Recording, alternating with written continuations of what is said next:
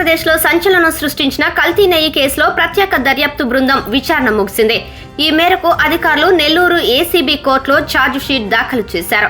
సుమారు 15 నెలల పాటు 12 రాష్ట్రాల్లో సాగిన ఈ విచారణతో కేసులో కీలక విషయాలు వెలుగులోకి వచ్చాయి.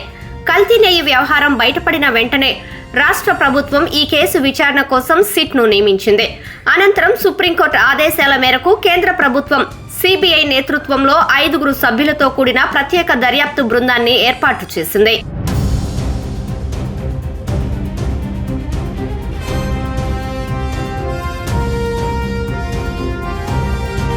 ప్రారంభంలో ఈ కేసు మూలాలు తమిళనాడులో ఉన్నట్టుగా దర్యాప్తు బృందాలు భావించాయి. అయితే విచారణలో కీలక మలుపు తిరగటంతో బోలాబాబా ఆర్గానిక్ డైరీ డైరెక్టర్లు పోమిల్ జైన్, విపిన్ జైన్లు ఈ స్కామ్ లో ప్రధాన సూత్రధారులుగా గుర్తించారు.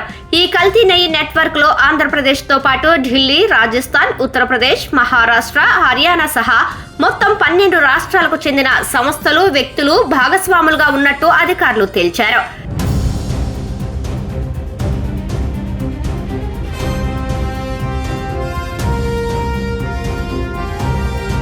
కేసు విచారణలో సిబిఐకి చెందిన డిఎస్పీలు, సిఐలతో పాటు రాష్ట్రానికి చెందిన సుమారు 30 మంది అధికారులు పాల్గొన్నారు.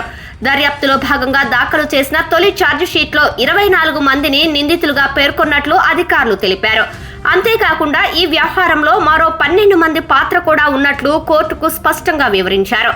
కల్తీ నెయ్యి ద్వారా ప్రజారోగ్యానికి ముప్పు వాటిల్లిన ఈ కేసులో మరింత లోతైన విచారణ కొనసాగుతుందని, అవసరమైతే అదనపు ఛార్జిషీట్లు కూడా దాఖలు చేసే అవకాశం ఉందని దర్యాప్తు సంస్థలు వెల్లడించాయి.